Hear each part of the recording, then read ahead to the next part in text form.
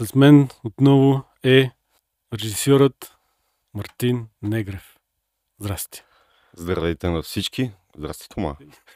Как си ти? Ами много съм добре, мерси, че ме покани отново в подкаста.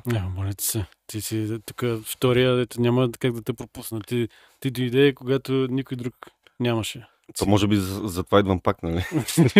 Не, просто ти трябваше да стане. Значи вече има повече последователи, пред повече хора ще се представи и ти си един носител на Златна роза.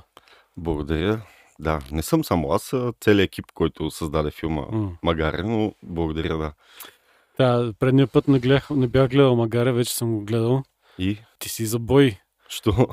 Защото филма е прекрасен и в същия момент е ужасен. И след като дядото е продал магарето и от един найлон и найлона се дигна и актьора като нещо така погледна го импровизира и стана изключително неприятен момент, но и много хубав.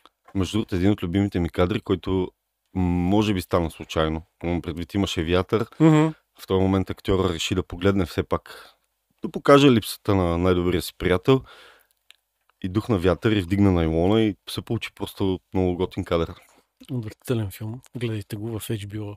Къде беше в HBO? В HBO Max може да се гледа Магаре. Да. Български късометражен носител на Златна роза.